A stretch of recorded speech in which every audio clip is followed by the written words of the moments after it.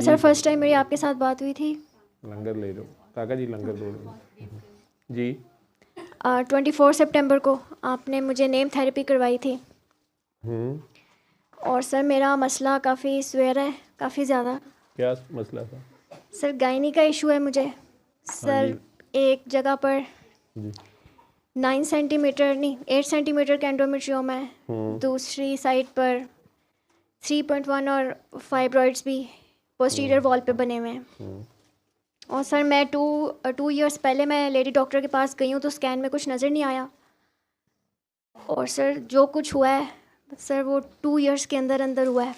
2 year पहले क्यों गई थी? शादी तो अभी आपकी नहीं हुई भी तो। सर मैं गई थी, सर मुझे टेम्परेचर चढ़ना शुरू हुआ था। सर मेरे सिम्टम PMS का मुझे थोड़ा सा इशू था, लेकिन उस वक़्त मुझे थोड़ी सी वीकनेस फील होती थी और मुझे लगता था जैसे लो ग्रेड फीवर हो रहा है मुझे।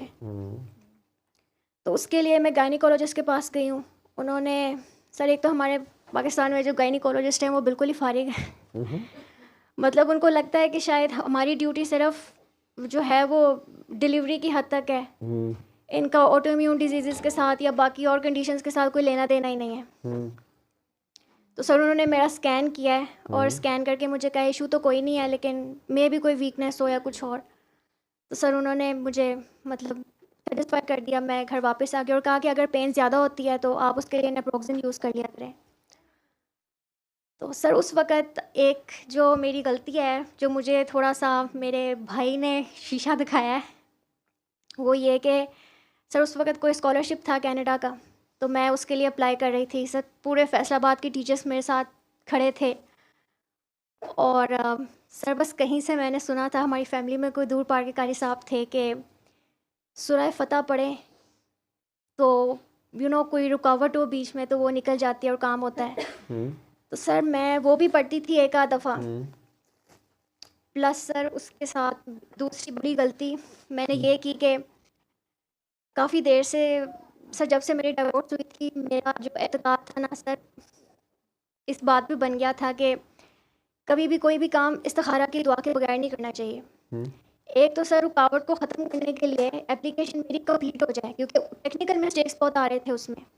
मैंने सूरह फतह पढ़नी शुरू कर दी और साथ में इस्तिखारा की दुआ भी करनी शुरू कर दी। जब इस्तिखारा की दुआ करनी शुरू की तो जहाँ निकलती थी पहले तो रिक्शा फंसता था। मतलब इस तरह के छोटे छोटे प्रॉब्लम आना शुरू। मुझे इंडिकेशन मिल गई कि ये काम ये जो मेरी एप्लीकेशन है मतलब इसको अप्लाई करने का फ़ायदा कोई नहीं है। मेहनत बहुत लग रही है बाकी टीचर्स की भी और सबकी, लेकिन ये काम मेरा होना तो है नहीं। लेकिन मैंने सिर्फ अल्लाह ताला से फिर एक दुआ करनी शुरू की कि कम से कम मैं एप्लीकेशन अपनी जो है वो जी ओके सिर्फ एप्लीकेशन मेरी कंप्लीट होके फुलफ़िल हो जाए। स्कॉलरशिप मेरा बेशक ना लगे, लेकिन मुझे बस ये था कि अब बाकी टीचर्स मेरे साथ इतनी मेहनत कर रहे हैं तो क्योंकि वो रेफरेंसेस उन्होंने फ़िल करने थे, वो सारा जो भी सिस्टम होता है। तो सर ये प्रॉब्लम मुझे उस दौरान होनी शुरू हुई है, बुखार चढ़ने वाला इशू। तो उसके बाद सर फिर वो ख़त्म हो गई बात। तो उसके बाद सर मैं मतलब जॉब में और लग गई और इसके बाद मैंने सर और कोई एक्स्ट्रा पढ़ाई नहीं की। तो उसके बाद सर फिर मई सर मई का लास्ट वीक था आई गेस। तो मुझे किसी ने बताया, कोई वजीफ़ा कारी साहब ने, और वो रिश्ते के लिए या शादी के लिए। तो सर मैंने जाए नमाज़ पे बैठ के जब भी उसमें से एक वजीफ़ा करती थी ना, तो सर वो जो प्रॉब्लम मेरा सूरह रहमान थेरेपी ने मतलब उड़ाया था, अचानक से वो वापस आया है और मुझे समझ नहीं लगा कि मेरे साथ हुआ क्या है। लेकिन मुझे फ़ील हुआ मतलब बिल्कुल भी मुझे इस सिस्टम में आने के वो जो एक रूल्स एंड रेगुलेशंस होते हैं वो नहीं पता थे। इस सिस्टम के साथ जुड़ने के बाद कुछ रूल्स एंड रेगुलेशंस हैं। मुझे जिस ने ये बात बताई थी, मेरे भाई ने सर मुझे गाइड किया था कि अपने उस प्रॉब्लम के लिए सूरह रहमान सुनो, वो हल हो गया सर। और वो 15 ईयर्स लगे। मैंने शायद आपको फ़ोन पे भी ये बात बताई थी। नहीं मुझे नहीं याद। 15 ईयर? Yes sir. सर मैं 15.5 to 16 ईयर्स की थी। सर मेरा मसला था कि मुझे बैठे बैठे डर लगता था। अच्छा सर काफ़ी मैं मतलब घूमी फिरी डॉक्टर्स के पास, और वो एक होता है ना कि आप उसके लिए टर्म इस्तेमाल करते हैं स्पिरिचुअल विंडो शॉपिंग। तो सर मुझे काफ़ी लोगों ने कुछ और इश्यूज़ भी बताए उस टाइम पे कि ये मसला है या बच्ची को तब से प्रॉब्लम है जब से ये 8 इयर्स की थी, इस तरह की बातें भी। तो सर मैं ख़ुद भी छुप छुप के साइकेट्रिस्ट के पास जाना, साइकोलॉजिस्ट के पास जाना, इसलिए क्योंकि हमारी यूनिवर्सिटी के साथ ही हॉस्पिटल था। तो बाज़ दफ़ा मेरे टीचर्स भी कहते थे कि ये जो भी आप बातें बताती हो ना, ये सारे आप, मुझे लगता है, साइकोलॉजी की बुक पढ़ के आती हो। कुछ लोगों ने इसको सक्सेस फोबिया का नाम दिया, कुछ लोग इसको कहते थे कि किसी बाबा जी ने कहा कि बंदिश है, इस तरह की चीज़ें। लेकिन फिर भी सर मैं डिग्री अपनी पढ़ती रही। तो उसके बाद सर आई गेस 2022 की बात है, तब मामा और भाई ने कहा कि अनम को चाहिए कि ये सुने सूरह रहमान थेरेपी, क्योंकि भाई आपकी वीडियोस देखता था।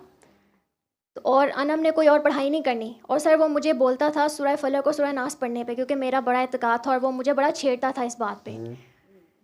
तो पहले तो मामा ने मुझे मना किया कि कोई और पढ़ाई नहीं करनी जब ये थेरेपी करनी है। तो मैं ये समझी कि शायद सिर्फ 7 डेज़ का कहा है उन्होंने। मैं घर पे थी, मैंने कहा अब तो ज़रूरत भी नहीं है सूरह फलक सूरह नास पढ़ने की, तो कोई बात नहीं, करके देख लेती हूँ।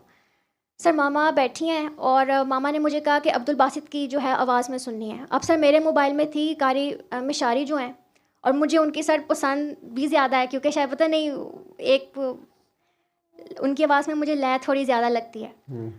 मुझे सर समझ भी नहीं आई मामा ने क्या कहा है, और मैंने सर एक ही अटैम्प्ट में 3 टाइम सुन ली। तो मामा बेचारी 60 मिनट्स मेरे साथ, पता नहीं 45 मिनट्स बैठी रहीं।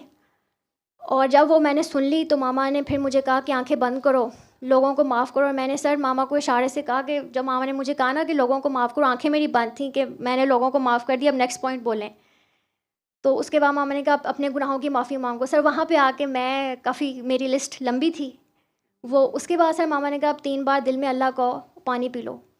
सर मैंने 3 टाइम्स दिल में अल्लाह बोला है। सर एक चीज़ थी कि मेरी उस बीमारी ने, जो मेरा वो खौफ वाली बीमारी थी, उसने मेरा कनेक्शन अल्लाह ताला के साथ बहुत स्ट्रॉन्ग बनाया हुआ था। जब सर ये 3 दफ़ा अल्लाह पढ़ने के बाद मैंने पानी पिया है ना, तो सर मैं कमरे से बाहर आई हूँ, यकीन जाने 15 साल पहले जो मैं एक रोशनी देखती थी, वो रोशनी मुझे नज़र आना शुरू हो गई। और जब मैं देख रही थी बाहर, मुझे ऐसे लग रहा था जैसे सूरज की जो रोशनी है वो मेरी आंखों से एंटर होकर मेरे पाँव के नीचे से निकल रही है। तो मुझे पता चल गया कि ये मेरा मसला हल हो गया है। पर मैंने किसी को बताया नहीं, क्योंकि मुझे ये था कि हो सकता है ये प्रॉब्लम मेरा वापस आ जाए। 15 साल से हल नहीं हुआ था, ये फिर वापस आ जाना है। तो मैं किसी से बात ही नहीं करती। मामा और भाई अब मेरा मजाक उड़ा रहे हैं, ये इसने दुआ कैसे की है, इसने सुनी कैसे है। उसके बाद सर फिर जब दोपहर का टाइम हुआ तो मैंने खुद ही सूरह रहमान सुननी शुरू की। सर जब मैं सूरह रहमान वो सुन रही थी ना, इस बार शायद मैंने मामा को बता दिया था कि मैंने मिशारी की सुनी है। मामा ने मुझे अब्दुल बासित की सेंड की और मैंने वो सुननी शुरू की। सर जब मैं सुन रही थी ना सेकंड टाइम, मुझे ऐसे लग रहा था कि जैसे मेरी बॉडी में कुछ चीज़ें टूट के दोबारा बन रही हैं। और सर कहीं ना कहीं मुझे पता चल गया कि फ़र्क मुझे पड़ गया कि वो जो 15 साल पुरानी मेरी मसला है ना, वो रिज़ॉल्व हो गया।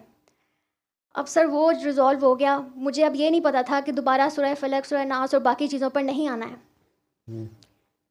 सर बहरहाल सुबह और शाम के अस्कार थे और ये चीज़ें थी। नमाज़ पढ़ना शुरू की, जॉब ढूंढनी शुरू की। उसके बाद फिर वही कनाडा का स्कॉलरशिप था, मैं कॉल मैकबेन स्कॉलरशिप, उसके लिए अप्लाई करना शुरू किया। बीच में सूरह फतह पढ़नी शुरू की।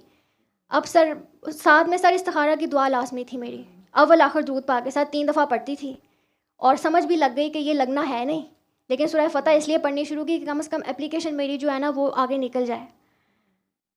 तो बड़ी मुश्किल से सर बिल्कुल एंड मिनट पे आके DHQ सिविल हॉस्पिटल में होती हैं मैम शाइस्ता बानो, उन्होंने मेरा जो है वो फ़िल किया फॉर्म। और सर लास्ट 1 आवर रह गया था, उसके बाद वो एप्लीकेशन का जो है वो फिनिश हो जाना था। तो इतनी मुश्किल से सर, मतलब इतने टेक्निकल मिस्टेक्स बीच में आ रहे थे, कभी रिक्शा ख़राब हो रहा है, कभी कोई टीचर नहीं मिल रहा रेफरेंस के लिए, मतलब इतने हर्डल्स थे बीच में। सर उसके बाद फिर मैंने जॉब करनी ये भी शुरू तो कर हो दी। सकता है कि वो हर्डल्स आते ही सीधे रास्ते पे हैं तो शैतान आपको रोक रहा हो। आपने ये क्यों मतलब निकाला कि हर्डल्स आने का मतलब है कि मेरी एप्लीकेशन नहीं होनी? लेकिन सर फिर भी मैंने कोशिश करके यही सोच के जो है वो फ़िल करती रही मैं। और सर मैंने अपनी तरफ से बड़ी अच्छी फ़िल की थी, लेकिन सर फिर भी वो मेरा नहीं लगा। बल्कि सर पाकिस्तान में से उस ईयर में किसी का भी उस यूनिवर्सिटी का स्कॉलरशिप नहीं लगा था। तो उसके बाद सर फिर मैंने जॉब करनी शुरू कर दी। और सर सोचा ये कि मैं 2 जॉब्स करूँगी, एक सुबह को और एक शाम को। लेकिन मैंने ये चीज़ देखी थी कि फ़िज़िकली स्ट्रेंथ मेरे में इतनी जो है वो विद टाइम ख़त्म हो रही थी। सर फिर अब मैंने जब सुनी है ये सूरह रहमान, जब एंडोमेट्रियोसिस का इशू मुझे अचानक से शुरू हुआ है और ये मुझे डायग्नोज हुआ है जून 2025 में। और उससे पहले सर मैं वो रिश्ते के लिए किसी ने वजीफ़ा बताया था, वो किया था मैंने। और जायनमाज़ पे बैठ के जब मुझे डर लगना शुरू हुआ तो मुझे वहम पड़ा कि शायद कोई बंदिश है या कुछ, तो कारी साहब ने चेक करके बताया नहीं, ऐसा तो कुछ नहीं है। तो सर फिर जब गई हूँ, सर उनके पास पता नहीं कोई नॉलेज है, और सर वो मेरी फुफ्फो के ही थे, उन्होंने ही बताया था। गलती मैंने ये की कि सर जब मुझे डर वाले मसले को आराम वहाँ से नहीं आया था तो मैं क्यों उनके पीछे गई। तो सर नहीं, बस वही है ना कि शरारतें बीच में बंदा कर बैठता है, लेकिन सर जानबूझ के नहीं की, गलती से हुई थी, इतना आइडिया नहीं था। और ये भी नहीं पता था कि मैं सिस्टम के साथ जुड़ गई हूँ कहीं ना कहीं। सर मेरी सर काफ़ी बड़ी है बता दो सर 33।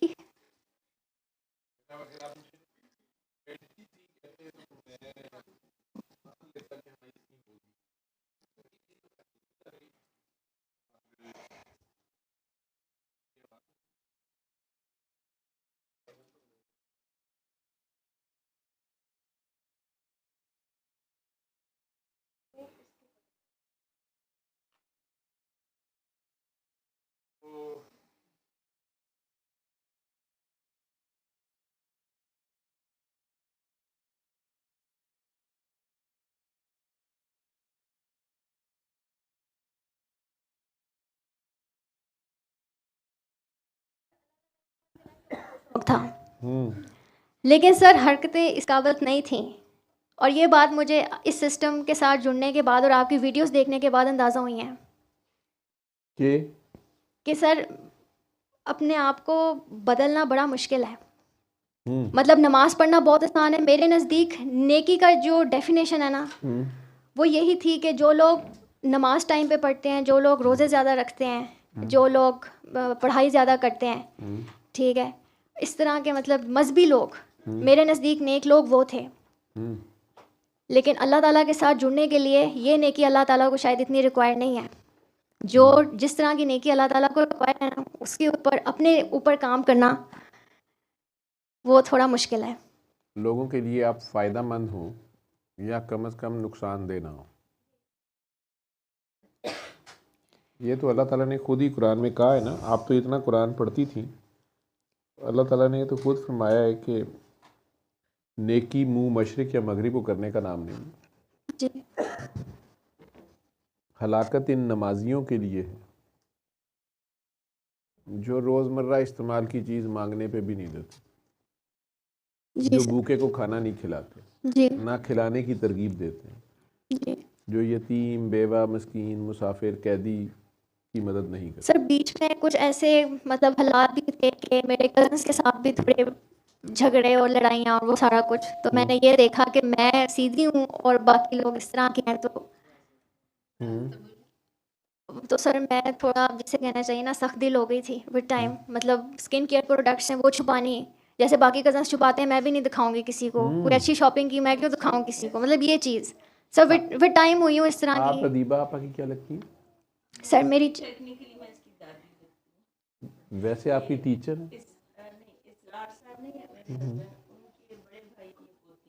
अच्छा, तो आप इनकी दादी लगती हुई रिश्ते में?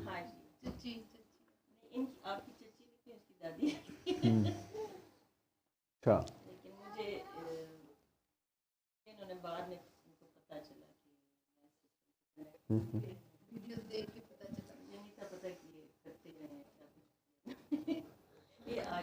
तो पुत्र जी आपका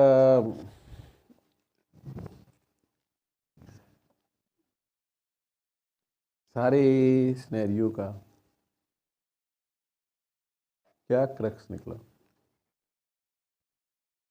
इतनी सी उम्र में तू डाइवोर्स भी हो गई, अल्लाह माफ़ करे, तू अल्लाह तेरी मंजिलें अगली और आसान करे, इतने टफ मुश्किलों में से आजमाइशों में से गुजर गई तू, और अभी और पढ़ाई का शौक़ है कनाडा जाने का और सारा, और सूरह फतह भी माशाल्लाह तो पढ़ती रही। कुरान करीम की 4 सूरतें हैं, उनमें से सूरह फतह एक है जी। जो बाकियों से डिफरेंट हैं एक ख़ास तरीके से, इनमें एक ख़ासियत है, एक ख़ास फ़ौक़ियत है दूसरी सूरतों के मुकाबले में। कुरान करीम में सबसे ज़्यादा किस प्रॉफिट का नाम आया है?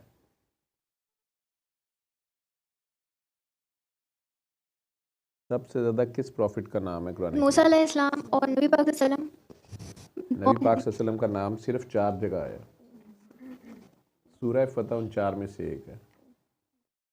ठीक है। ठीक, आपको पता थी ये बात?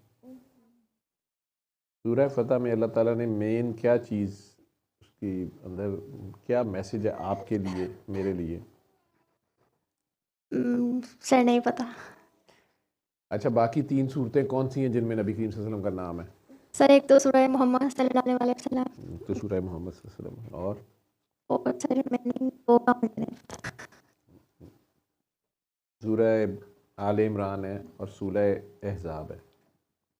सूरह अहज़ाब में औरतों के लिए ख़ास हुक्म है, वो क्या है?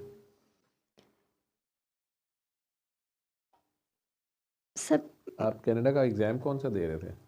सर स्कॉलरशिप था, एग्ज़ाम नहीं था। एक स्कॉलरशिप किस चीज़ का, किस स्टडी, क्या क्या अ, स्टडी करनी थी आपने? सर उसमें 3 सब्जेक्ट्स का ऑप्शन मैंने लिया था। एक गायनीजियोलॉजी थी, वो फिजियोथेरेपी का ही हमारा सब्जेक्ट है। सर एक और था स्पोर्ट्स एक्सरसाइज, और तीसरा था सर पब्लिक हेल्थ, जिसका सर चांस सबसे मिनिमल होता है क्योंकि उसमें बाकी मेडिकल प्रोफेशन के लोग भी होते हैं। और आप फिज़िकल हेल्थ में जाना चाह रही थी अ, या सर सर गायनीजियोलॉजी या फिर स्पोर्ट्स पहली कौन सी वाली कह रही हो?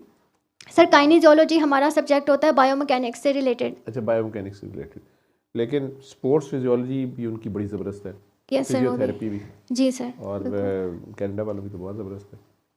तो उसके लिए तैयारी कर रहे थे आप? सर सिर्फ मैंने एप्लीकेशन फॉरवर्ड की थी कि स्कॉलरशिप लगता है कि नहीं लगता, तो फिर नहीं लगा? नो सर, नहीं लगा।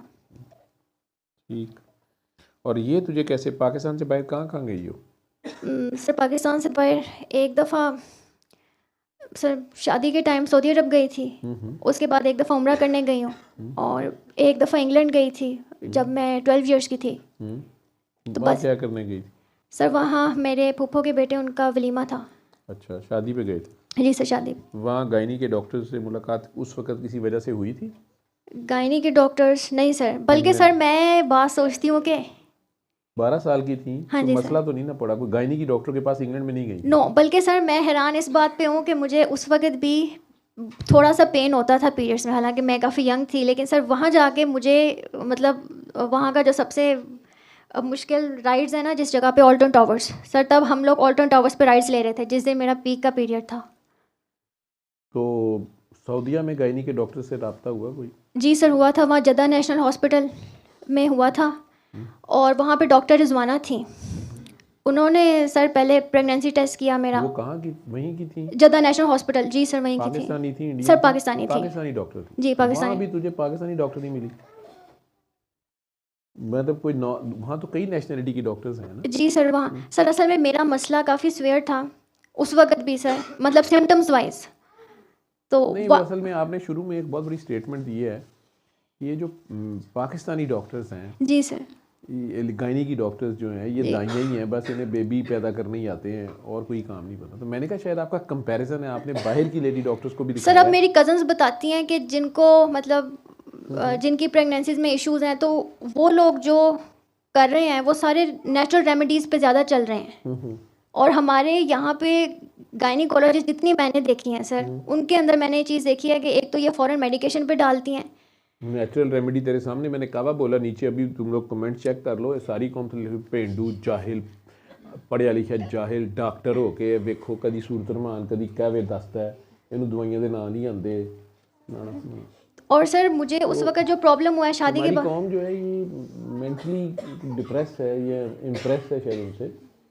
तो पुत्र जी, वो गायनी की ये बात आपकी ठीक है कि हमारी गायनी की ज़्यादातर डॉक्टर जो हैं बस उन्हें डिलीवरी और डिलीवरी से ज़्यादा सिजेरियन का ही शौक़ है, ये पैसे का दौड़ लग गई है ना। सर शायद यही वजह है। जी, वो ठीक है बात आपकी, दर्द मैं समझता हूँ, आप जिस गुस्से में बोले हो कि इन लोगों को या किसी ने मेरे केस को उस तरह से देखा नहीं है। सर गवर्नमेंट शादी के बाद भी जब मैं इधर आई हूँ पाकिस्तान, तो मतलब डॉक्टर्स मुझे इधर से उधर धकेल रहे थे, धक्के मार रहे थे, उधर रेफर इधर रेफर, मेल डॉक्टर्स के पास रेफर।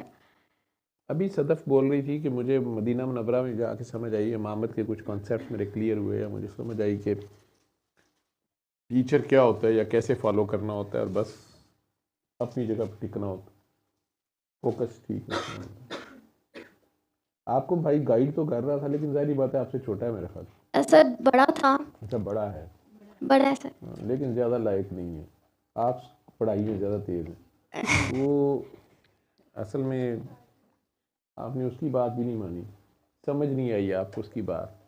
सूरह फलक, सूरह नास या बाकी कुरान छोड़ना नहीं था सूरह रहमान सुन लेने के बाद, लेकिन आपको वाज़े तौर पे रोशनी भी नज़र आई, कुछ और भी इशारे मिले, अपने अंदर मिले। अल्लाह कहते हैं नहीं, अपने अंदर निशानियाँ मिलती हैं और ये फिर भी जुटला देते हैं। तो उसके बाद वहाँ कायम होना था। सूरह फलक, सूरह नास दुआएं हैं जी सर, उनमें भी मैसेज है, ठीक है। वो कब पढ़नी है, वैसे ही कुरान की किरत करनी है, सुननी है, वो और बात है, पूरे कुरान की है, लेकिन उसके बाद उस पर अमल भी तो करना है। जी और अगर इतने साल सूरह फलक, सूरह नास पढ़ के भी आप फिर ये हिसाब लगवाने चले जाती थी कि बंदिश तो नहीं है। जी सर। तो जिस अल्लाह की औज़ बिल्लाहि मिनश शैतानिर रजीम पढ़ने के बाद आप पनाह मांगते हैं, जिस अल्लाह की आप पनाह मांगते हैं, वो अगर आपको पनाह दे ही नहीं सका, फिर किसी ने बंदिश कर दी है, तो ये तो सर असल में एक बात और भी है कि कुछ गैर शरई काम भी बाज़ दफ़ा इंसान करता है, तो सर वो मैं करती थी, और उसके बारे में भी मुझे मेरा भाई कहता था कि ये जो काम कर रही हो ना, ये तुम्हारी दुआएं नहीं कबूल होनी। और इवन सर और लोगों ने भी मुझे कहा कि एक दफ़ा अल्लाह ठोकेगा, और जब ठोकेगा ना फिर तुम्हें पता चलेगा। इसमें सर अगर मैं आपको बता दूं, मतलब ऑन एयर, बल्कि सर मेरे माइंड में क्वेश्चन आता था कि मैं इतनी आपकी वीडियोस देखती हूँ, कभी आपने इस टॉपिक पे बात नहीं की, और जिस दिन सर मैंने ये सोचा है ना आपके बारे में, सर उसी दिन, अगले दिन नहीं सर, आपकी उसी टाइम मुझे आपकी वीडियो नज़र आ गई। सर मैं टैरोट कार्ड रीडर्स और एस्ट्रोलॉजर्स को बहुत सुनती थी, क्योंकि सर काफ़ी देर से मेरी ज़िंदगी की काफ़ी चीज़ें स्टक थी सर। पढ़ाई करने के बावजूद, जैसे सूरह फलक, सूरह नास या सुबह शाम के अस्कार हैं या मंजिल है, वो पढ़ने के बावजूद अनस्टक नहीं हो रही थी। मतलब मुझे जॉब बहुत अच्छे लेवल की चाहिए थी, तो मुझे वो नहीं मिल रही थी। और एक दफ़ा जब डिवोर्स हुई है, तो उसके बाद से फिर मैं इस्तिखारा पढ़ती थी सर, रिश्ता रुक जाता था। मतलब मामा के साथ फ़ोन पे बात हुई, मैंने इस्तिखारा की दुआ की है सर, अगली दफ़ा फ़ोन ही नहीं आता। तो मुझे फिर लग रहा था, मेरा भाई कहता था ये चीज़ भी रजत, क्या ये वर्ड होता है, वो बन गई है, रजत या रुजत बन गई, वो भी बन गई है, ये भी छोड़ दो ना, हमको चाहिए ये भी छोड़ दे पढ़नी। तो लेकिन सर मेरा नहीं एतकाद था, मैं फिर भी पढ़ती थी हर काम से पहले। आपकी बात ठीक थी। वो आप अगर इस्तिखारा कर लेती थी, 2 नफल पढ़ के दुआ मांग लेती थी अल्लाह, यही इस्तिखारा था? जी सर, यही था। वैसे इस्तिखारा ये भी है कि दिल की पहली कॉल आपकी क्या है, जब आपको कोई बताने समझाने वाला नहीं है, आपको पता है, लेकिन आप अल्लाह के ही हवाले करके, तो आप अल्लाह से ही दुआ करते हैं, आपको फ़ौरन जो पहली गट फीलिंग है वो कभी गलत नहीं होगी, वो अल्लाह की तरफ से ही होती है। ठीक। अगर आप अल्लाह को इतना अपने करीब समझते और मानते हैं, तो वो भी उसका मान रखता है, तो फ़ौरन अगर ना आ रही है तो आ रही है, बाकी यहाँ आ रही है तो आ रही है। बाकी उसके बाद के जो एनालिसिस होते हैं वो आपकी अपनी अकल के शाखसाने होते हैं, उसमें शैतान अपना हिस्सा डाल लेता है, जी सर। बस वसे और वो सारा कुछ कर लेता है।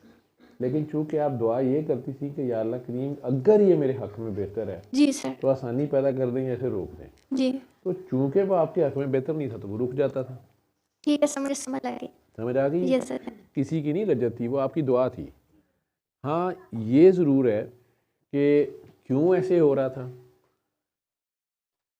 ऐसे भी हो रहा था कि आपने अपने आप को यूँ समझ लें कि आपने अपने आप, अपनी इबादत, अपनी रियासत से आप माशाल्लाह इस लेवल पे चार्ज थी, या आपका टेम्परेचर 108 डिग्री था कि आपके करीब दूसरा लड़का जो भी आता, जी सर।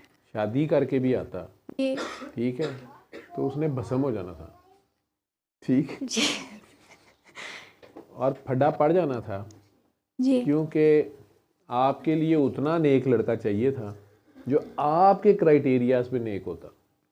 आपको तो अपने कज़नों में भी खामियां नज़र आ रही थी, तो वो जो तकब्बुर इबादत का बन गया था, जी सर। और प्लस आपने अपने आप को जो भी चार्ज कर लिया, उसको डिस्चार्ज आप नहीं कर रहे थे, या आप मखलूक खुदा की खिदमत कर रहे होते साथ, आप सदक़ात उतने ज़्यादा कर रहे होते। जितना जी ज़्यादा इबादत, तस्बीहात, वज़ाइफ, क़िरात कर रहे हैं लोग, उतना नवाफिल कर रहे हैं। वो नफली इबादत सिर्फ मुसल्ले पे नहीं है, जी सर, बिल्कुल ऐसे ही है। वो नफली इबादत मुसल्ले से उतर के है। वो फिर उतना ज़्यादा छुप छुपा के फ़र्ज़ी इबादत सबके सामने करें, और नफली इबादत उतनी ही छुप छुपा के आपको ज़कात वाक़ीमुस्सलाता के साथ वातु ज़काता भी उतना ही है। तो वो फिर आप उतना ज़्यादा सदका खैरात जो भी आप अपना टाइम दे सकते हैं, आप अपने सांस दे सकते हैं, आप किसी को अपने पैसे दे सकते हैं, रोज़मर्रा इस्तेमाल की चीज़ें इस्तेमाल, आप फिर मखलूक खुदा की उतनी ही खिदमत भी करें जितने आप अभी अल्लाह मियाँ के आगे नारे मार के आए। जी जितना मैसेज आपने कुरान में सुना है उस पर आप अप्लाई भी कर रहे हो। जब वो आप कर नहीं रहे तो आप सिर्फ अपनी ये जो सूखी इबादत है, ठीक है, जी मसल्ले पे चढ़ के तस्बीहां पढ़ने की या कुछ भी है, उसके साथ भी चले, और कुछ नहीं तो आप पे खशियत इलाही तारी हो रही हो। जैसे वो कह रही है कि मैं खाना काबा के सामने इसलिए रोई जा रही थी कि मुझे रोना क्यों नहीं आ रहा, ठीक है। तो हमें वहाँ पे भी लोगों में खामियां नज़र आ रही होती हैं कि इस औरत के तो बाल भी नंगे हैं, ये अकेली आई हुई है। जैसे अगर आपको वहाँ इसका पता चल जाता, इसने अभी भी सर पे दुपट्टा नहीं किया हुआ, पेंट पहन के आई हुई है, अमेरिका से उम्रा करने के लिए चले गई, ठीक है, तो हुक्म तो नहीं है ना, ऐसे होना तो नहीं चाहिए। लेकिन आजकल के बच्चे किसी से कहन की नहीं गए, शरीयत के मुताबिक तो गलत है, लेकिन अल्लाह रसूल कबूल फरमाने वाले हैं, इसके जज्बे को भी वो देखते हैं, और इस अकेली के साथ भी वो थे। और अगर इसका खुदा न खास्ता किसी वजह से वहाँ से आ रही थी, इसके साथ नहीं था कोई महरम, ये अमेरिका महरम के बगैर चली गई, तो जे वापसी तो उम्रा भी कर लिया तो खैर है, ठीक है, हाँ जी, नू ना मारो। तो जो आप या मेरे जैसा बंदा इसे देखता है तो हमने तो उस पर फतवे लगा देने, ठीक है। जी ये जो आपकी सोच बनती जा रही थी और अभी भी है, ठीक है, उससे दूसरे मर्द में आपको खामियां नज़र आनी थी। आप तो घर वालों को नहीं माफ़ कर रहे, बाहर वाले तो बाद च गए। आपके क्राइटेरियाज पे, पैरामीटर्स पे कोई 100 शिकवे आपको अब्बू से हैं, कोई 10 आपको भाई से हैं, ठीक है, और वो दिल दियां अंदर गल्लां ते तू ही जाननी है या तेरा रब जानता है, ठीक है। जी वो अभी भी तू नहीं क्लियर करती। मेरी आपसे फ़ोन पे बात हुई थी ना, जी तो मैंने कहा था कि बेटा आप ना अपने करीबी खूनी अजीज़ रिश्तेदारों को माफ़ करो। आपने कहा मैंने कर दिया। मैंने कहा नहीं, तेरे को नहीं होया, तो दिल से माफ़ कर, प्लस अपने ये जो वज़ाइफ वज़ूइफ सारा कुछ है ना, जो कुछ भी तू कर रही है, ये अपनी दुआएं फ़िलहाल रोक दे। सर, अभी तो बिल्कुल रोकी नहीं है। हाँ, उसकी पहचान के सफ़र में अब ये भी पहचान कि तुझे बिन मांगे उसने कितना दिया। जब तूने नहीं मांगा था उससे, या तुझे मांगने का तरीका भी नहीं था, मांगने का पता भी नहीं था, उस वक़्त उसने तुम्हें क्या क्या दिया। अगर किसी अंधे के पास अभी किसी की दोनों आंखें ज़ाया हो जाए, आपके ख्याल में कितनी की दुआओं से उसकी आंखें वापस आएंगी? या एक बंदे के कान दोनों चले जाएं, या किसी का गुर्दे फेल हो जाएं, डायलिसिस शुरू हो जाए, वो कितनी दुआएं मांगता है, नहीं ठीक होते। आपको बग़ैर दुआ किए 2 आँखें, गुर्दे, कान, हर चीज़ पूरी है। जब आप नहीं मांग सकते थे कुछ, ये तो दिया हुआ उसने तब भी है। जी सर। ठीक है, आगे आ गया, जब आप होश में आ गई, बालिग हो गई, अब आपको पता लगना शुरू हुआ, नहीं मैं ही फर्स्ट हूँ, चलो जी आ गई तुम फर्स्ट। नहीं, अब स्कॉलरशिप भी मुझे ही मिले, चलो जी मिल गए। नहीं, कनाडा वाला भी मुझे मिले ना, पूरी दुनिया का ठेका तेरे लिए है, तो बाकी बच्चियों ना मिले। आप अल्लाह से दुआएं कर रहे हो ना, और अल्लाह का कलाम भी जो पढ़ रहे हो वो दुनिया मांग रहे हो। आप सूरह फतह पढ़ रहे थे, और सरकार दो आलम ने सूरह फतह तो शायद पढ़ी हो, या उसमें उन्हें ख़बर आई हो कि अब आपको फतह हो जाएगी, ठीक है। हम फतह कर रहे हैं कनाडा स्कॉलरशिप। खुद ही आप सोचें कि हम अल्लाह के कलाम के बदले में क्या मांग रहे हैं, क्या चीज़ दे रहे हैं, ले क्या रहे हैं। एक बंदा डॉलर दे के ते दाल सेंगड़ियाँ ले आए। फैसलाबादियों को दाल सेंगड़ियाँ बड़ियाँ पसंद ने, मैंने पता, ठीक। तो ਉਹਨੂੰ ਪੁੱਛੇ ਕਿਵੇਂ ਭਾਅ ਜਾਣੇ, ਉਹ ਕਹੇ ਭਾਜੀ ਕਿਲੋ ਦਾਲ ਸੇਕਣੀਆਂ ਜਿਹੜੀਆਂ ਹੈ ਨਾ 100 ਰੁਪਏ ਦੀਆਂ ਨੇ, ਤੁਸੀਂ ਉਹਨੂੰ $100 ਫੜਾ ਦਿਓ। ठीक, डॉलर का फिर आपको पता ही नहीं है, अब दे क्या रहे हैं और ले क्या रहे हैं। तो दुनिया मांग रहे हैं उसके कलाम या इबादत के बदले में। दुनिया तो उसने आपको बिन मांगे दी हुई थी, आपने जब अम्मी अबू मांगे नहीं थे ये वाले, अगर आपको दोबारा चॉइस दी जाए तो आप यही अम्मी अबू लेना पसंद करेंगी? जी सर, यही। पक्की बात है? हाँ जी। नहीं, आप इंग्लैंड में नहीं पैदा होना चाहेंगी? सर पढ़ने के लिए जाना चाहूँगी पैदा या नहीं। सऊदिया के वो जो रॉयल फैमिली है, प्रिंस मोहम्मद की या शाह सलमान की बेटी हो जाए। सब पता नहीं वहाँ पे प्रोज एंड कॉन्स से वो एक अलहदा हो, हर जगह के फिर अपने 12 मसाले हैं। आप अम्मी अबू बदलना चाहोगी कि नहीं? नहीं। उम्मत चेंज करना चाहोगी, किसी और उम्मत में पैदा कर दिया जाए आपको? इसको पास करके बोल, यही बेस्ट है। तो ये कितनी चीज़ें तो उसने आपके लिए चूज़ की। शादी का एक एक्सपेरिमेंट हुआ आपका, पता नहीं क्यों हुआ डाइवोर्स, वो फैमिली में हुई थी, बाहर हुई थी? Sir out of family. Out of family थी। मैं उसमें नहीं जाता, मैंने डिटेल्स आपसे पूछी नहीं थी कितनी देर रही, क्या रही, अल्लाह रहम करे, क्यों ऐसा हो गया, अल्लाह को पसंद नहीं है चीज़, ठीक है। लेकिन अभी भी आप इतने छोटे हो, कहाँ तक पढ़ा है? सर मैंने सर ग्रेजुएशन की है, 14 जमातें पढ़ ली हैं। सर 16 है माशाल्लाह। पोस्ट मेरा अपने वो किया है, ऑनर्स किया है, BS ऑनर्स किया है, तो 16 जमातें पढ़ ली हैं। लेकिन अकल अभी 8वीं जमात जितनी नहीं है आपके पास। फिजियोथेरेपी के लिए आपकी अकल हो सकता है हो 16 जमातों की। आप फिजियोथेरेपी क्लिनिक करना चाहती हैं या प्रैक्टिस करना चाहती हैं, लेकिन एक घर कैसे रन करना है, एक फैमिली कैसे इस्टेब्लिश करनी है, एक घर और उससे रिलेटेड लोगों के साथ कैसे चलना है, ये अभी आपके पास नहीं है, ठीक है। किसी के पास भी नहीं होता, बड़ा कम बच्चों के पास होता है आपकी एज में, लेकिन बहरहाल उसे डेवलप करना होता है। लेकिन उसी दौरान आपने इस्लामियात में 100 नंबर ले लिए और PhD कर गई, आप खुद फतवे जारी करना शुरू हो गई दूसरों के बारे में। तो ससुराल वालों पे तो सबसे पहले कुफर के फतवे लगाने, वैसे ही 50% मार्क्स तो उन्हें वैसे ही नेगेटिव लगने होते हैं, ठीक है। और अगर खामद पंगा ले ले शुरू में ही, फिर तो 100/100 सारे ही फेल, तो वो घर बसाना, घर चलाना मुश्किल हो जाता है, ठीक। घर उन्हीं लड़कियों के बसते हैं जिनकी हेल्थ अच्छी होती है।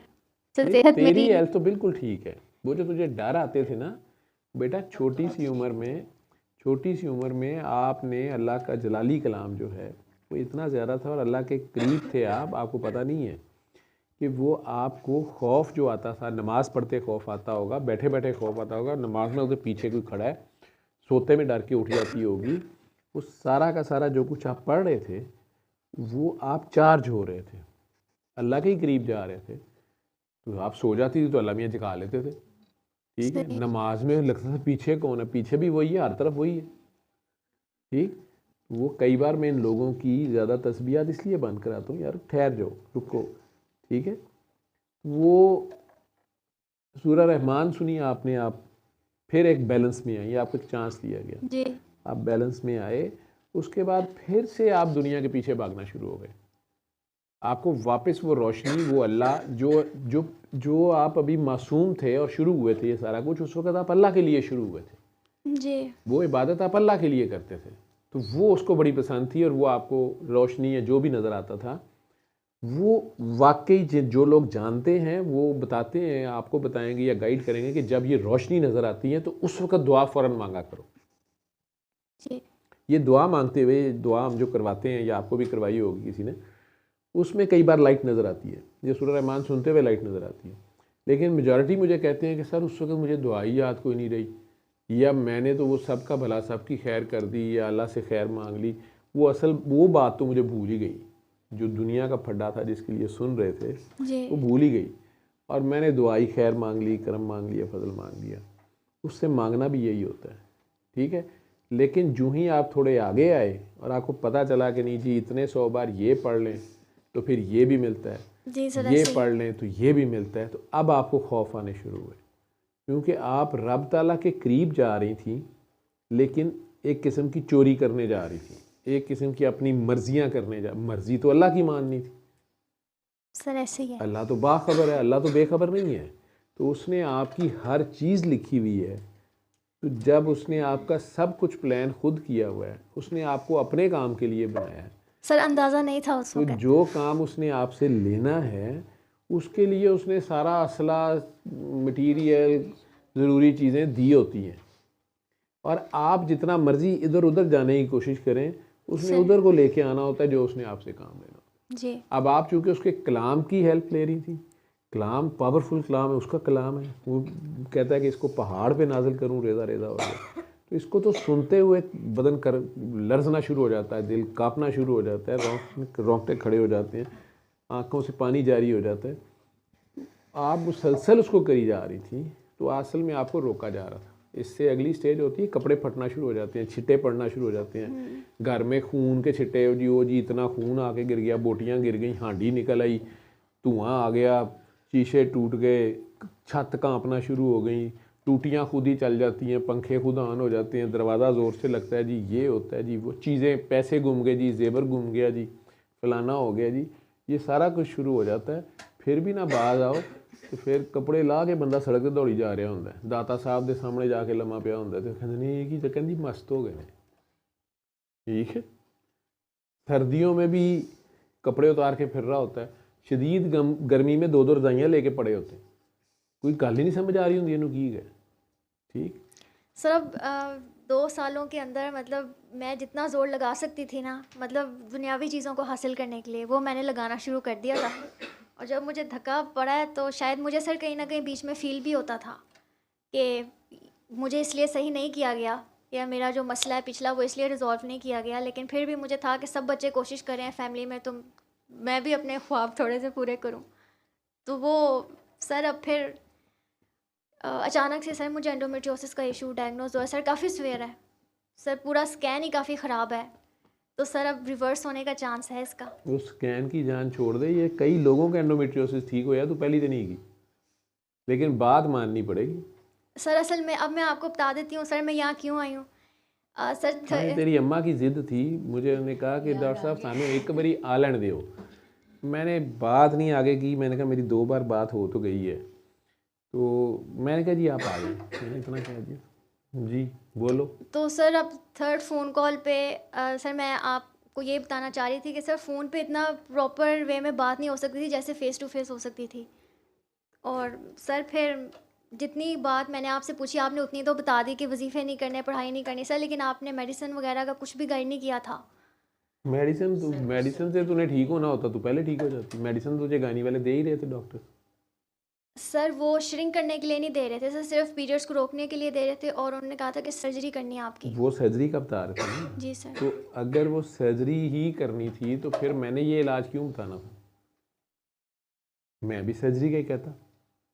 ठीक है, और उन्होंने आपको बताया होगा कि सर्जरी हम कर देंगे लेकिन ये दोबारा भी हो सकता है, ये भी बताया होगा उन्होंने। सर ये भी था, प्लस सर उन्होंने कहा था कि अब शायद पूरी ओवरी रिमूव करनी पड़े। उनका जो उनके पास हल है उन्होंने तो यही बताना ना, जी जो सर। उनको पता है, जितना इल्म उनके पास है जी। वो ठीक कह रहे हैं, अपने इल्म के मुताबिक वो ठीक है। लेकिन जिनका ठीक हुआ है उनका कैसे ठीक हुआ है? तेरी तरह के ऐसे लोग भी हैं जो यूके या अमेरिका से फ़ोन करके मेरे से, लेडी डॉक्टर हैं, खुद लेडी डॉक्टर हैं, क्योंकि इल्म पड़ा होता है ना, तो वो इल्म को अब ओवर रूल करना और मेरी बात माननी, तो सिर्फ कई ये कहती हैं कि सर सिर्फ आप इसलिए कि आप प्रोफेसर हैं मेडिसिन के, मैंने इसलिए आपको फ़ोन कर लिया है। सर कैसे हो सकता है सर ये? ठीक है, एक को तो लंग्स में एंडोमेट्रियोसिस था, उसके बलगम में खून आता था, बड़ी मुश्किल डायग्नोसिस उसका हुआ कि उसको तो ये मसला है, वो डॉक्टर्स कभी टीबी कभी कैंसर कभी कुछ बनाते रहे। तो वो ये कह रहे डॉक्टर साहब कैसे ठीक हो सकता है? ठीक, और रिस्पेक्ट मेरी वो सिर्फ इसलिए करती थी कि उन्होंने पहले मुझे इंग्लैंड से फ़ोन इसलिए किया कि जी मेरा इतने टेस्ट हो गए हैं, ये हो गया है, वो हो गया है, ठीक है, तो फैसल मसूद साहब तो फौत हो गए हैं, तो आप बता रहे हैं क्या? मैं किसी दुआ सेशन में इस तरह जिक्र किया कि मेरे बड़े अच्छे टीचर भी थे और हम केसेस डिस्कस करते थे कई बार, और मुझे नहीं पता क्यों वो मेरे साथ करते थे, लेकिन हालांकि मैं इलामा इकबाल से था, वो कई में ज़्यादातर थे। तो मुझे कहती कि सर मेरा डायग्नोसिस नहीं हो रहा, तो मैंने ये भी करा लिया, ये भी करा लिया, ब्रोंकोस्कोपी हो गई है, ये हो गया, वो हो गया।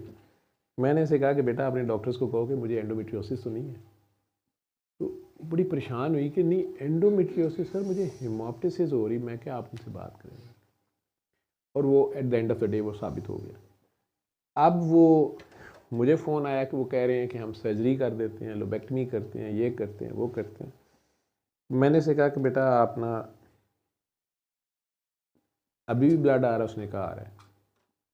मुझे याद है, अगर वो फ़ोन पे है, शायद अभी फ़ोन कर देती है तो मैं सुन लेता हूँ। अगर तो वो देख रही होगी, कई बार देख रही होती हैं यूके में। खैर इस वक्त अभी थोड़ा उनका 4 घंटे पीछे है, रात होगी, आई डोंट नो।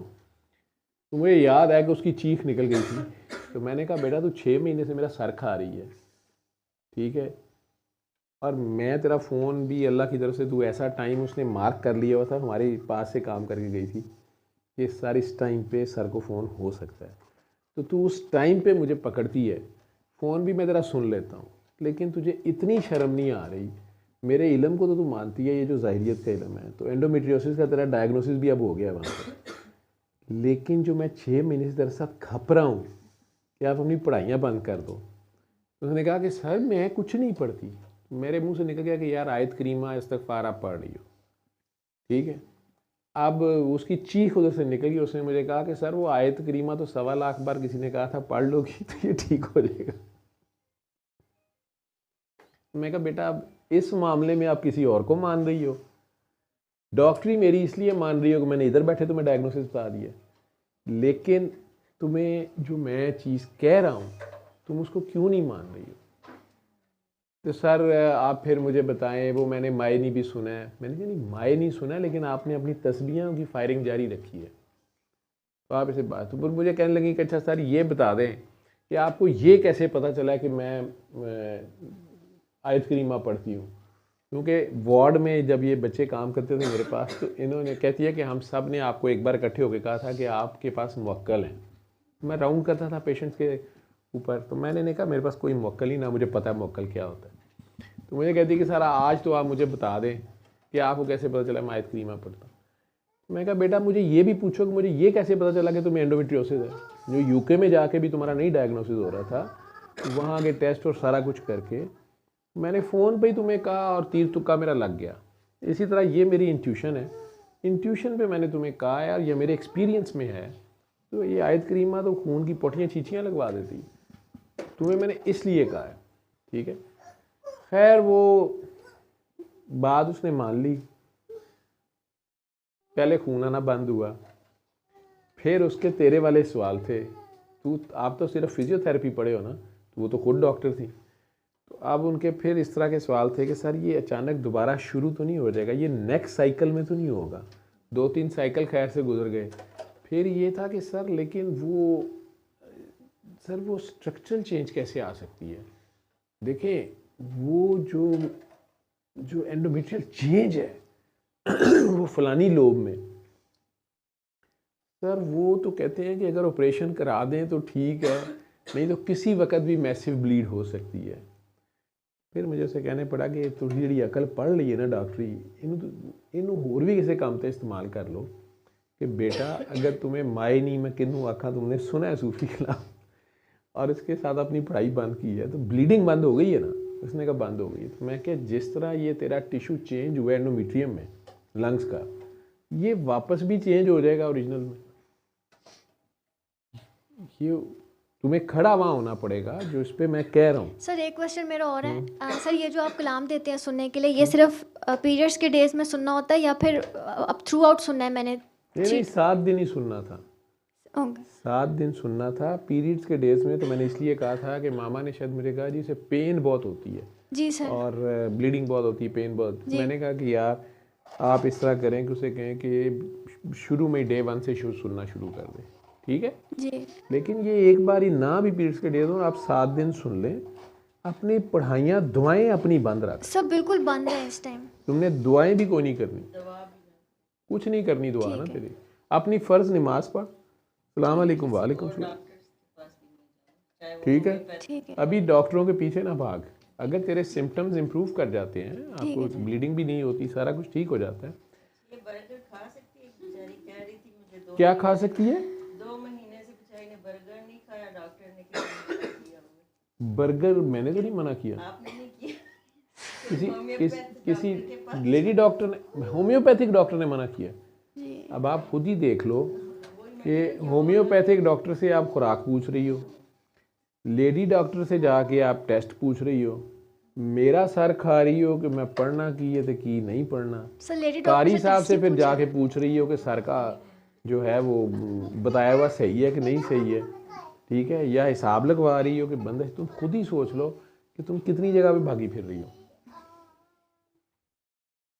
ठीक है। एक वक्त में एक ही टीचर होता है, ठीक, एक इंजन के पिछे लगी दे, ਇਹ पहले पता कर ली जांदा कित्थे पे, ठीक है सर, ठीक है। ठीक। तो अगर बार बार ट्रेन चेंज करती रहोगी ना, हर रेलवे स्टेशन पे उतर के भाग के किसी भी ट्रेन पे चढ़ जाओगी, कभी इधर को जा रही हो कभी इधर को जा रही हो, तो पहुंचोगी कहीं नहीं, ठीक है। जो जो अपना दिल साफ करती जाओगी, जो जो माफ़ करती जाओगी, ये सब क्लियर हो जाएगा। सर माफ़ कर दिया हुआ है, हम्म। सर नहीं कंफर्म कर दिया है। सबको दिल से दुआ दे दो, आपको किसी पे गुस्सा नहीं आए, किसी के लिए दिल में गिला शिकवा शिकायत ना हो, अल्लाह की खातिर अपने आप को भी माफ़ कर दो, ठीक है। अल्लाह से भी कोई गिले शिकवे ना रखो, बस सबको माफ़ करके बस पेश हो जाओ। अल्लाह है, अल्लाह के और कितना करीब जाना है तूने, अल्लाह शुरू से तुम्हारे साथ है, जी सर। एक अल्लाह ही तो है जो कभी नहीं छोड़ता। सर एक बात है, आपने सर जो मुझे नेम थेरेपी कराई है सर, उससे पहले जब मैंने सूरह रहमान दोबारा सुनी है एंडोमेट्रियोसिस वाले इशू के लिए, तो सर जब भी मैं मतलब वो टाइम आता था ना जिसमें अपने आप को अल्लाह ताला के हजूर पेश करना है, तो सर मुझे ऐसे लगता था जैसे अल्लाह ताला जो है ना वो मेरी हाज़िरी कबूल नहीं कर रहे। इसके बावजूद सर वो 7 डेज़ मैंने दुआ भी की और वो कंप्लीट कर लिया था। लेकिन सर जब जिस दिन आपने वो नेम थेरेपी मुझे कराई है, तो मेरी परसेप्शन मतलब विद इन सेकेंड्स बदली है। मुझे समझ नहीं आया कि ये कैसे हुआ है, और शायद उस वक्त आपने पूछा भी था कि क्या फील हुआ है, तो मैंने आपको साथ ही यही कहा था कि अब मुझे लग रहा है अल्लाह ताला मेरी दुआ वापस सुनने लग गए हैं इस तरह से। और सर उसके बाद जब कसीदा बुर्दा शरीफ मैंने सुना है, तो फिर मुझे मेरे माइंड में यही था कि मेरे कपड़े गंदे हैं, पेन की वजह से स्मेल काफ़ी थी, तो अल्लाह ताला कैसे मेरी दुआ सुनेगा। लेकिन फिर भी मैंने करनी शुरू की दुआ। तो सर अभी पहली अटैम्प्ट में मैंने जब अल्लाह बोला है, तो मुझे लगा है कि अल्लाह ताला ने बहुत प्यार से मेरे करीब आके मुझसे पूछा है कि जी बेटे बताओ क्या बात है। तो मैंने सर उनको कहा है कि अल्लाह ताला मेरा एंडोमेट्रियोसिस ख़त्म कर दें। लेकिन सर फिर अल्लाह ताला एकदम से मेरे से थोड़ा पीछे हटे हैं, बगैर कोई हिंट दिए कि वो गुस्से में हटे हैं या खुशी से हटे हैं। और मैंने फिर 2 बार अल्लाह अल्लाह कह के पानी पी लिया है। और सर मुझे अभी तक समझ नहीं आया कि अल्लाह ताला ने मेरी अब ये दुआ एंडोमेट्रियोसिस वाली कबूल करनी है या नहीं करनी। तो सर मैं काफ़ी परेशान हूँ कि अभी तक मेरा स्कैन साफ़ नहीं हुआ। एक तो तूने ना स्कैन कराना है मेरे से पूछे बगैर, ठीक है। ना तूने चैट जीपीटी और गूगल पे बैठ के पढ़ना है अपनी बीमारी को, नहीं सर। ठीक है। और अल्लाह करीम तुम्हारे साथ ही है, नाराज़ भी नहीं है तुम्हारे से, ठीक है। आप नहीं माफ़ कर रही किसी को, आप किसी से नाराज़ हो, ठीक है। माफ़ करो सबको, अम्मी को भी, अबू को भी, जिन्ना पिछले रिश्ते कराए सन उन्होंने भी, जिन्ना ख़त्म कराए उन्होंने भी, जिन्ना अगे होने नहीं देते उन्होंने भी। कोई नहीं तेरे ऊपर कोई बंदिशें कर रहा, कुछ भी नहीं है, ठीक है। 3 बार अल्लाह करके पानी पीते रहो, और कुछ नहीं करना दिन में 3 बार, और बाकी टाइम अपना नाम ही पढ़ते रहो, ठीक है सर। और 1 हफ्ता मायनी में किन्नू आखा शाजी मंजूर की आवाज़ में फिर आंखें बंद करके सुनो। लेकिन ये स्पेशली जब ब्लीडिंग अगर हो तो शुरू कर लिया करो, अभी 7 दिन सुन लोगी ठीक हो जाएगा, ठीक है, और कुछ नहीं करना। ठीक है। और सर मुझे ये था कि जैसे आप बताते हैं कि एक दफ़ा सूरह रहमान सुनने के बाद बीच में अगर हम और एक्स्ट्रा पढ़ाइयाँ करते हैं, तो फिर जब कोई प्रॉब्लम आती है तो उस प्रॉब्लम में से निकालना बड़ा मुश्किल होता है। तो सर मैं फिर इसलिए आई थी यहाँ पे कि मैंने कहा आप मेरे ऊपर भी वो जो आपके पास एक स्टिक होती है, मेरे ऊपर भी स्टिक लगा दें।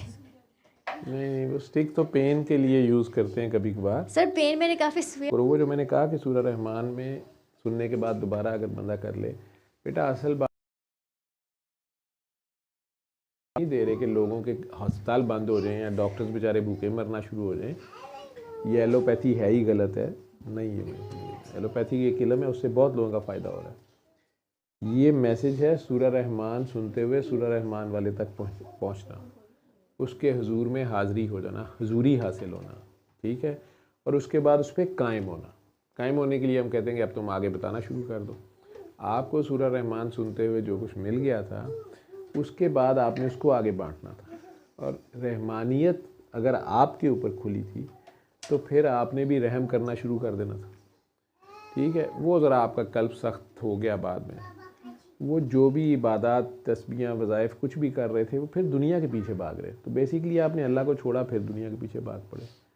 तो इतना सस्ता तो नहीं है, वो कनेक्शन की बात थी। अल्लाह तो है ही है अलग को बिल्कुल। दूसरी बार मुश्किल मैंने थोड़ा करना है, दूसरी बार आपको वो ज़रा मुश्किल थोड़ा सा नखरे तका के इसलिए चीज़ दी जाती है कि पहले आपने उसकी कदर नहीं की। तो दूसरी बार आप दोबारा घुमा ना दे, 2 चांस होते हैं, ठीक है। इसका मतलब कुछ और है, तो इसलिए आपको थोड़ा सा फिर टाइम लगता है, ठीक है। अभी आपने सूरह रहमान नहीं सुननी है, आपको कहा ही नहीं है सूरह रहमान सुननी। ठीक है सर, नहीं सुन रही। इस मसले के लिए आपने सिर्फ और सिर्फ मायनी में किनवा का ठीक है सर। और अपना नाम पढ़ लेना है। उतने प्यार से पढ़ना है जितने प्यार से अल्लाह ये नाम लेता, ठीक है। ठीक है। डॉक्टर मुझे होम्योपैथी मेडिसिन का भी बता दें, नहीं लेनी अब वो कंफर्म। कसूर तेरा नहीं, तेरी अम्मी दा है। सर असल में एक बात है सर, जब मेरा ये इशू स्टार्ट हुआ है ना सर, मुझे वॉमिटिंग और कॉन्स्टिपेशन काफ़ी सीवियर थी। तो सर अभी मेरी वो 50% रिजॉल्व हुई है। तो सूरह रहमान से सारा कुछ क्यों नहीं ठीक हो रहा? आपको जो कहा है सिर्फ अल्लाह पानी और अपना नाम। ठीक है बेटा सर। अपना नाम प्यार से पढ़ो तो सारा कुछ ही ठीक हो जाएगा, ठीक है। अगर तेरा दिल मानता है कि तुझे होम्योपैथी से फ़र्क पड़ता है तो वो लेती रहे, नहीं तो जो कहा है करने को वो करो। ओके वो सर, थैंक हकीम यू। साहब ने आपको बर्गर या मैदे वाली चीज़ें इसलिए मना की थी, वो कब्ज़ कर देती हैं, जी ठीक है। पानी फिर ज़्यादा पी लो अगर बड़ा ही बर्गर खाने को दिल कर रहा है, ठीक है सर। ठीक है। वो पानी ज़्यादा पीना, नीम गर्म पानी, ठंडा पानी ना पीना। और फिर उसके ऊपर स्प्राइट का तड़का ना लगाना, नहीं, ठीक। पानी पीना तो ठीक है, ठीक है sir, thank you so much. Welcome.